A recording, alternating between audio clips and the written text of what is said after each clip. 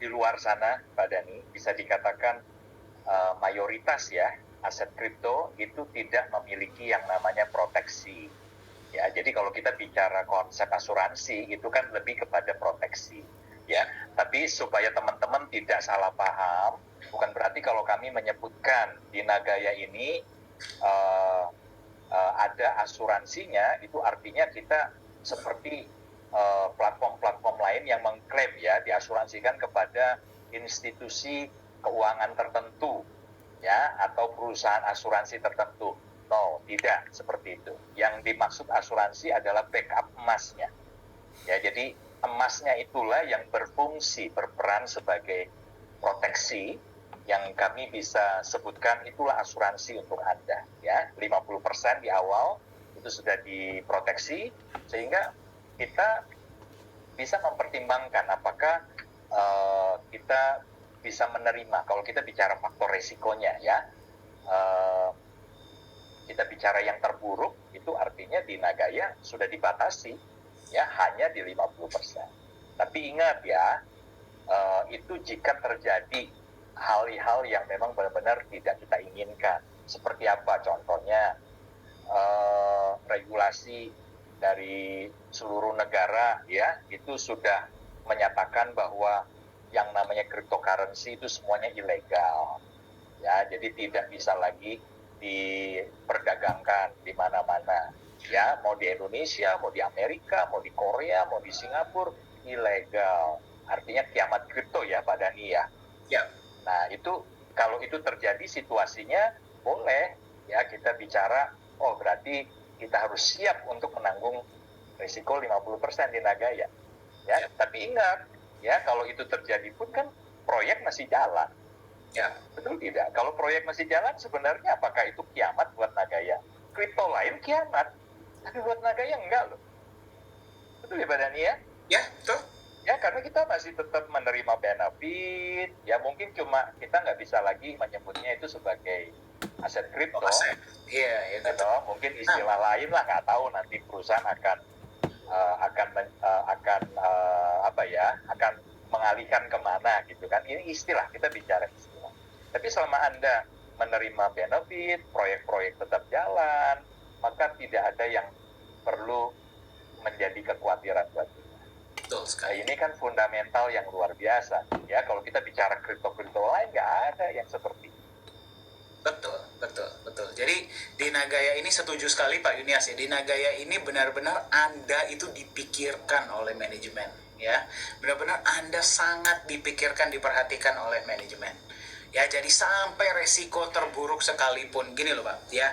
Kalau misalkan orang lain ya kita berbicara tentang keuntung. Kita kalau ngomong tentang untung gampang Pak.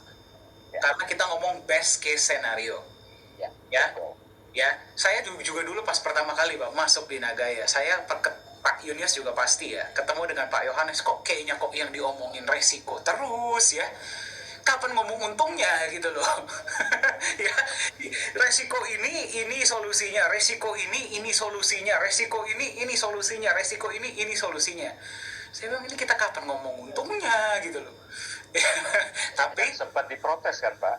Iya. Beberapa kawan kita lah ya yang Pak ngomongnya jangan resiko terus Pak, nggak enak didengarnya.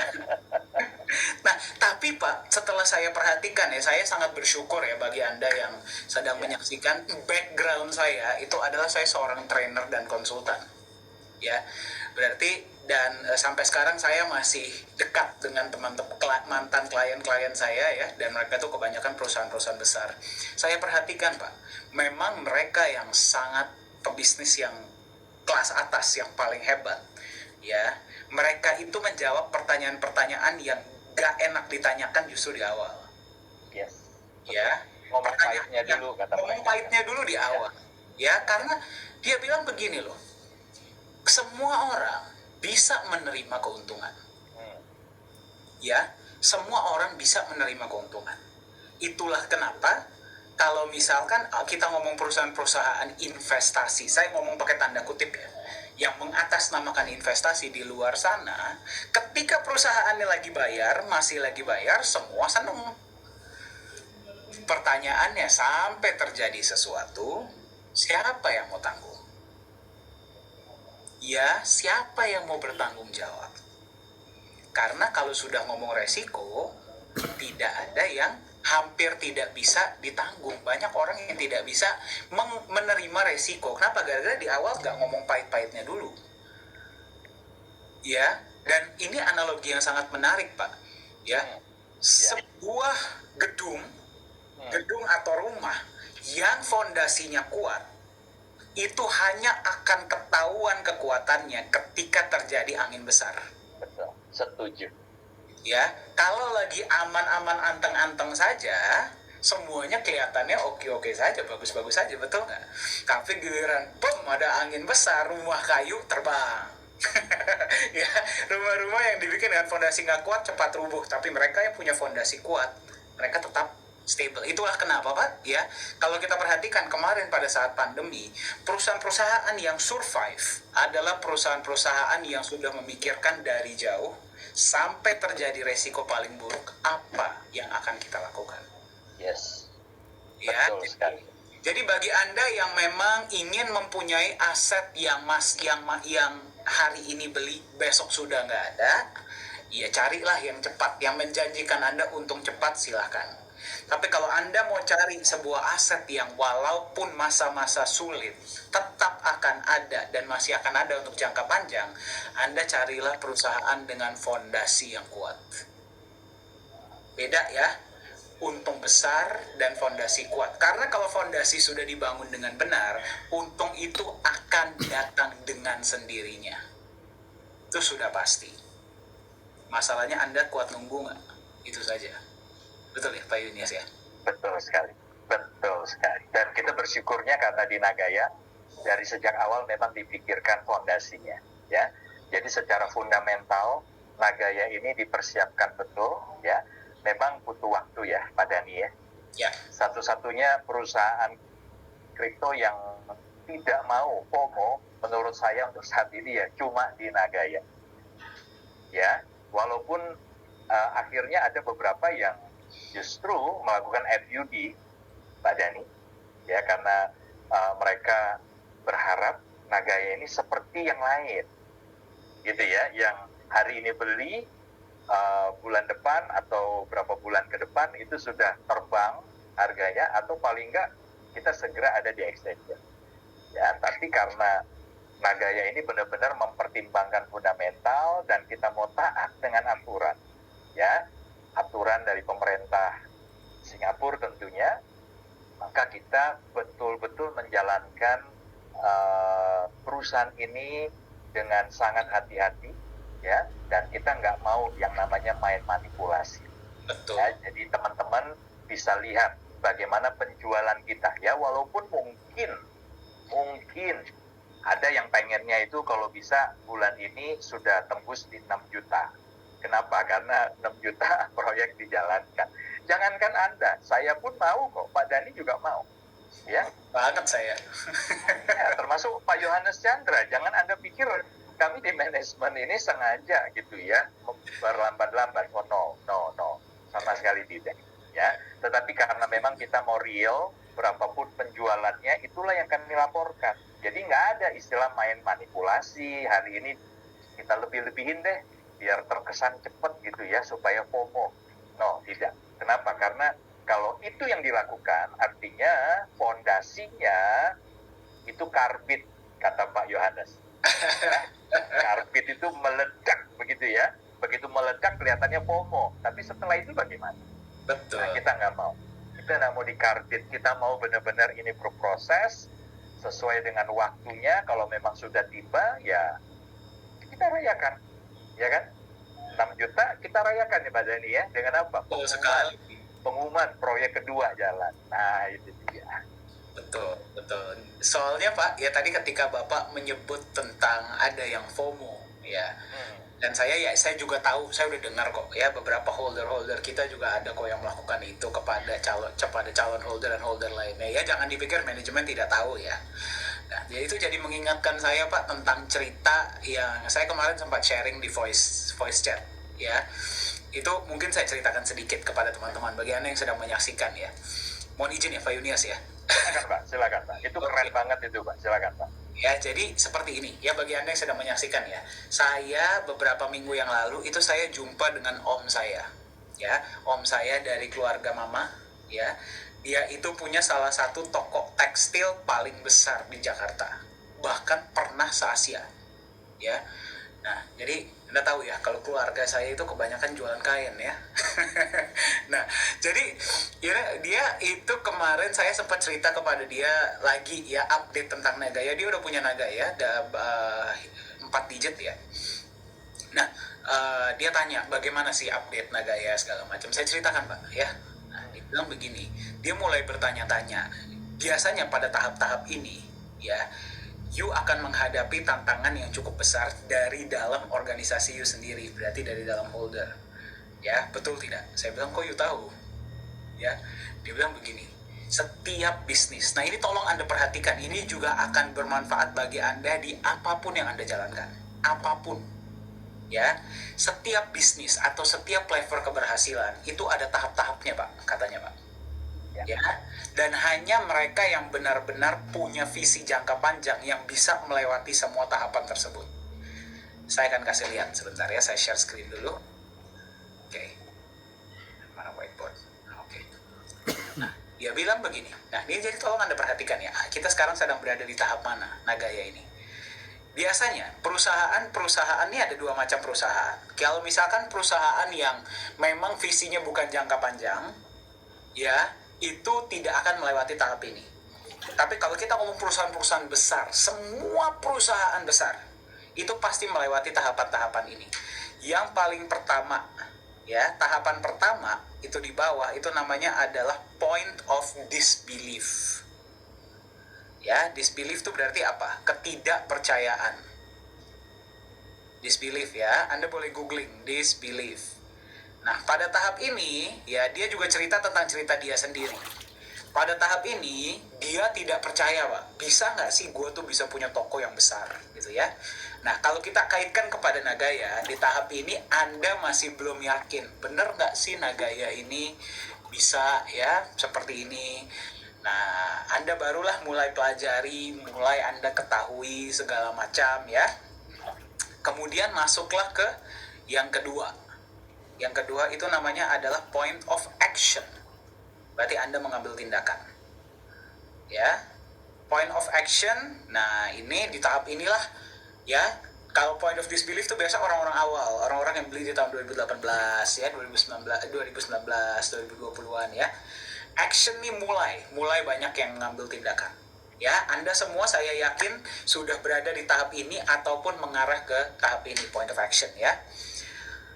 Oke. Kemudian ya masuklah kepada tahap yang ketiga. Bapak Ibu, ini Pak Dani.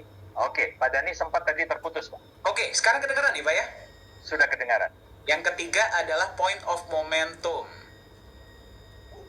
Nah, pada tahap ini mulai terkenal perusahaan kita. Ya, mulai banyak yang tahu. Semua yang positif-positif terjadi. Ya, nah kalau misalkan di ceritanya om saya, itu dia buka toko sendiri, omsetnya meledak Pak, di awal-awal. Ya. Banyak yang datang, market lagi bagus, segala macam ya.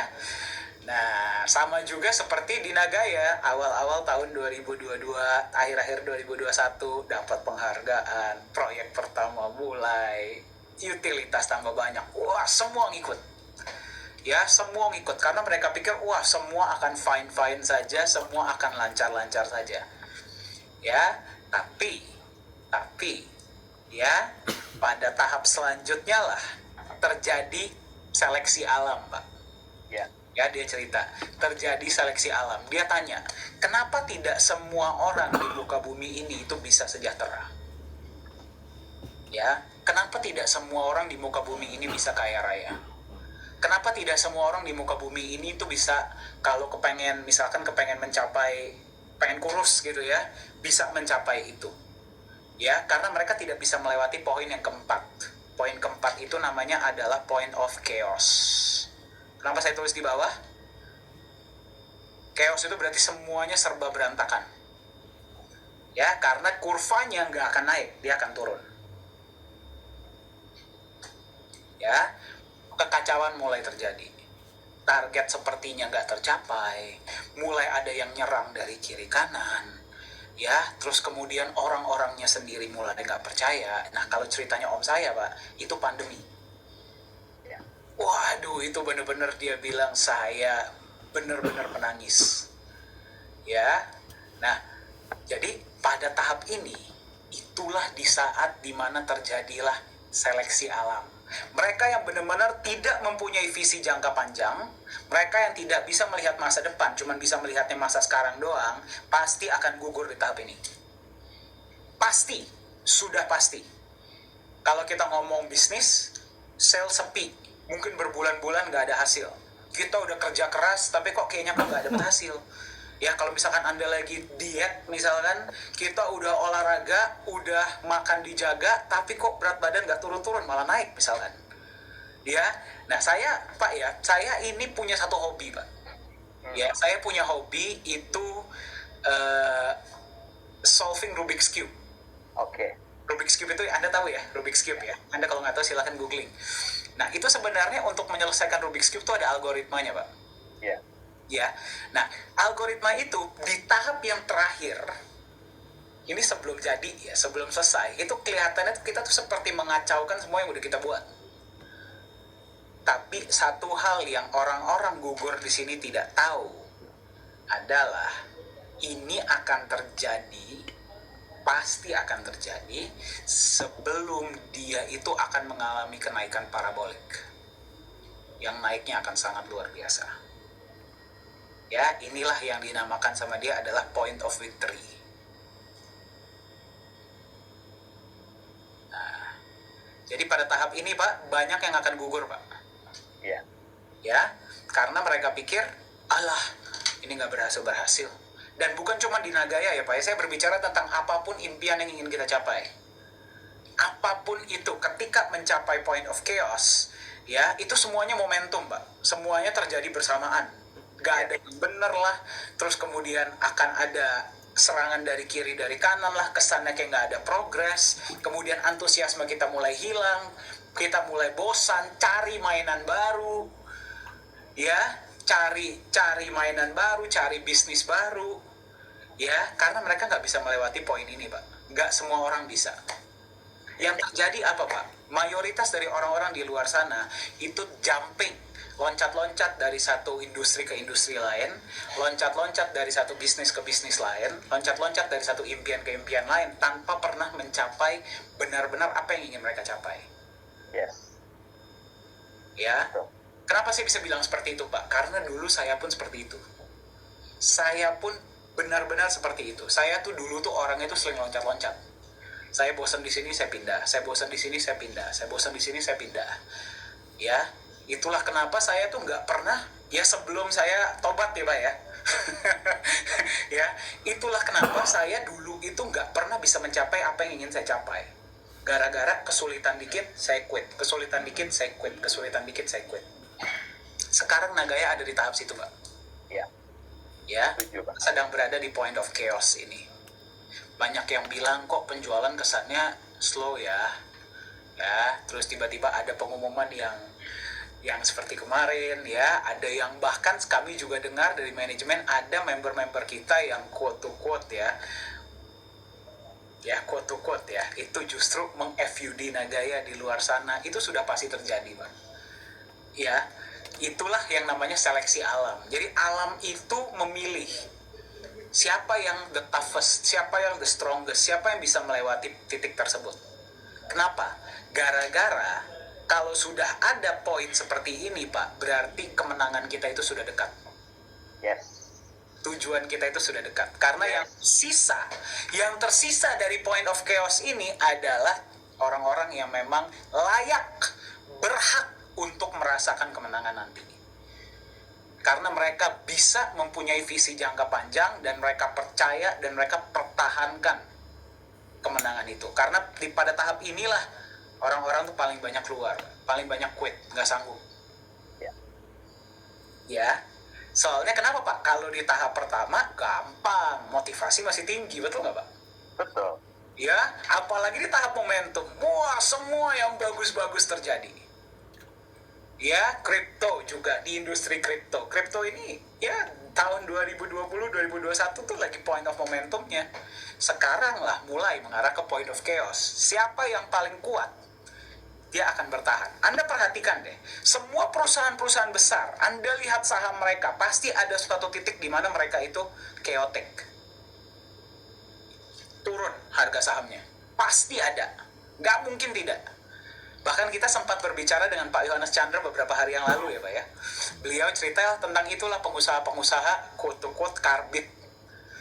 Kalau lagi ada untung, ya, waduh gaya hidupnya luar biasa. Giliran bulan depan gak ada order, bagaimana? Ya, kita juga harus bisa persiapkan untuk masa-masa kelam. Sampai gak ada sales, apa manajemen resikonya? Jadi bagi Anda yang bertanya, kok Nagaya kok cuman bagi 60%, 40%-nya kemana? Itulah gunanya. Itulah pebisnis sejati menurut saya. Nggak cuma memikirkan pada saat-saat senang, tapi dia juga memikirkan sampai ada resiko, apa pertanggungjawabannya. Ya, itulah CEO Anda. Ya, betul ya Pak Yunias ya? Sangat betul. Ya, jadi nggak cuma saya doang yang dengar. Kebetulan kita berbicara ada 3-4 orang. Dia bilang kalau kita pada saat-saat lagi gampang semua orang bisa. Ya pada saat lagi banyak order semua orang bisa. Permasalahannya nanti ketika nggak ada order, ketika pandemi segala macam, apa pertanggungjawabannya? Ya. Nah, bagi Anda yang bertahan pada saat point of chaos ini, Anda siap-siap. Siap-siap. Berarti Anda layak, Anda dilayakkan oleh alam, oleh semesta, ya, untuk melewati, untuk merasakan kemenangan kita bersama nanti. Karena waktunya sudah dekat. Ya, jadi kemarin Pak ya, ini Anda boleh catat ya. Anda boleh catat ya ini ya, silahkan 5 poin ini dan Anda perhatikan kurvanya.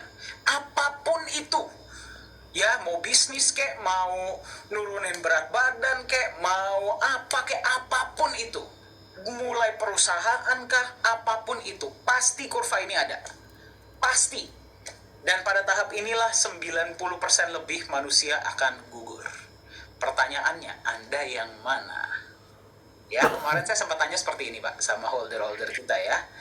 Kalau Anda bertahan bersama Nagaya, ya melalui point of chaos ini, berarti nanti Anda layak untuk bersama-sama dengan Nagaya ketika nanti kita sudah mencapai keberhasilan.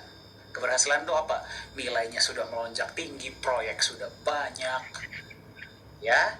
Tapi bagi Anda yang belum siap dan Anda belum percaya, saya berbicara dengan Anda ya. Ini rekaman juga.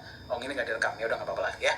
Bagi Anda yang menyaksikan dan Anda memang belum percaya dengan Nagaya atau mau menjual Nagayanya, bahkan mengatakan hal-hal yang negatif tentang Nagaya, tidak masalah, itu opini Anda. Ya, itu opini Anda. No hard feelings, no tidak ada rasa benci atau gimana, tidak ada. Semua orang boleh beropini, betul ya Pak Yunias ya? Betul. Yang saya bilang cuma satu, jadilah orang dewasa. Kalau Anda memang nggak mau percaya dan Anda mau jual, silahkan Anda jual. Pasti akan ada yang tampung. Tapi nanti ketika harga Nagaya sudah mahal, jangan menyesal. Jangan menyesal. Jangan ngerengek-ngerengek ke perusahaan atau kepada holder lain. Saya mau dong. Aduh, kemarin saya udah keburu jual. Segala macam. Itu bukan orang dewasa namanya. Kalau Anda orang dewasa, jangan cuma memikirkan pilihan, tapi juga pikirkan yang namanya konsekuensi dari pilihan Anda. Anda siap nunggu, siap merasakan keberhasilannya. Anda nggak siap nunggu, ya sudah, jalan. Jangan lihat ke belakang. Ya, jadi Anda mau jadi yang mana? Coba dikirimkan via chat. Anda mau jadi orang yang bertahan atau gugur? Boleh dikirimkan via chat, coba saya pengen lihat. Pak Yunias, mungkin ada yang mau ditambahkan, Pak? Sudah luar biasa. Mungkin saya hanya ingin sampaikan begini, teman-teman ya. Memang Anda tidak melihat proses, ya. Anda tidak bersama-sama dengan kami, ya. Tetapi percayalah bahwa kita ini memiliki nahkoda yang luar biasa, ya. Ketika saya tidak ada di manajemen, ya mungkin saya juga memiliki kekhawatiran sama seperti Anda semua ya, para holder. Ya, karena kita cuma bisa melihat dari kejauhan saja. Benar nggak sih, ya, apa yang Pak Dhani sampaikan setiap saat, ya, apa yang Pak Yohanes sampaikan, ya, apakah itu hanya cuma sekedar ingin menenangkan kita saja, ya, sementara apa yang dikerjakan itu berbeda, ya. Wajar kalau Anda kurang yakin, ya, atau mungkin bertanya-tanya. Karena jika saya di posisi Anda, saya mungkin juga akan punya kekhawatiran seperti itu. Nah, tapi kalau boleh, izinkan saya ini bukan supaya Anda jadi tenang, ya, tapi karena saya pernah ada di posisi Anda dan sekarang saya juga ada di posisi Pak Dhani. Sekarang ada di manajemen. Dan saya berkesempatan untuk melihat banyak hal yang sedang dikerjakan dan juga yang sedang dipersiapkan oleh manajemen, oleh Pak Yohanes. Ya, dan saya cuma mau katakan bahwa kita ada di kapal yang tepat bersama dengan nahkoda yang tepat. Ya, hanya mereka yang punya kesabaran. Ini cuma masalah waktu ya, Bapak Ibu. Kalau saya bilang ini cuma masalah waktu. Dan betul sekali yang disampaikan oleh Pak Dhani, jangankan di Nagaya, ya, Anda coba pelajari, ambil waktu sedikit aja, ya, Anda pelajari sejarahnya perusahaan-perusahaan raksasa hari ini. Sebutlah itu Facebook, sebutlah itu Google, sebutlah itu katakan saja Alibaba, atau apalah ya, perusahaan-perusahaan yang Anda bisa sebutkan yang hari ini bisa dikatakan jadi salah satu perusahaan terbaik di dunia, ya. Dan juga Anda pelajari yang di Indonesia, semua melewati masa-masa point of chaos tersebut, ya, pasti. Dan ketika mereka bisa melewati masa-masa itu, Anda lihat, baru mereka menjadi perusahaan, salah satu perusahaan raksasa hari ini. Ya, jadi tidak ada satupun perusahaan raksasa, perusahaan hebat, perusahaan kuat itu dilahirkan tanpa melewati point of chaos tadi. Ya, jadi kalau mereka bisa melewati itu semua, ya, dan hari ini kita bisa katakan layak ya mereka menjadi salah satu yang terbaik, menjadi salah satu yang terbesar, layak. Kenapa? Karena mereka itu bertahan melewati badai, situasi yang paling sulit sekalipun. Mereka lolos dan akhirnya mereka terus berkembang, bertumbuh dengan luar biasa. Nah, pertanyaannya sederhana malam hari ini, apakah Anda mau menjadi bagian dari sejarah di mana Anda bisa melewati masa-masa itu bersama dengan Nagaya? Ya, hari ini kita nggak bicara bahwa seolah-olah Nagaya sedang berada di masa-masa kritis. No, sama sekali tidak. Kita ini lagi sedang menuju ke 6 juta loh. Dan begitu 6 juta, proyek kedua udah pasti akan dijalankan. Ya, ini sudah confirm, sudah terkonfirmasi. Proyek kedua itu sedang akan dijalankan, tapi memang nunggu penjualan 6 juta. Ya, jadi kita tidak ada di masa kritis. Ya, penjualan melambat. Ya, itu karena memang situasi global. Ya, bukan hanya di Indonesia, tapi situasi global. Ya, kami juga, saya dan Pak Dhani mendapatkan informasi ketika Pak Yohanes ada di Korea Selatan, ya, yang tadinya ada sebuah daerah distrik, ya, CBD, ya, Central Business District, yang 2 tahun lalu ketika Pak Yohanes berkunjung di tempat yang sama itu begitu padat, ya, dengan aktivitas ekonomi yang begitu hidup. Hari ini 2/3-nya beliau katakan entah itu sudah tutup permanen atau masih belum buka, beliau nggak tahu. Tapi begitu beliau sampai, ya, di Korea kemarin, beliau sampaikan bahwa 2/3-nya itu dalam kondisi tutup. Inilah kondisi, ya, memang sedang terjadi goncangan-goncangan, ada ketidakpastian global, ya. Situasi ini dialami oleh semua industri, tidak terkecuali Nagaya, teman-teman. Tapi percayalah, ketika perusahaan ini menyiapkan sesuatu dengan fundamental yang begitu baik, maka ini cuma masalah waktu di mana kita harus berproses. Dan ketika kita bisa lewati ini semua, kita siap-siap untuk terbang. Begitu Pak Den. Mantap. Ya, jadi kalau dilihat dari chatnya sih, semua yang ngechat sih ya pasti bilangnya sih bertahan ya Pak ya. Bahkan banyak yang bilang saya nggak mau jadi, nggak pengen lepas Pak. Ya itulah ya, itulah berarti Anda ya, yang hanya bisa membuktikan Anda ini bertahan atau tidak adalah waktu. Ya, Betul sekali. tapi juga saya ingin sampaikan seperti ini ya, jangan Anda juga bertahan tanpa data.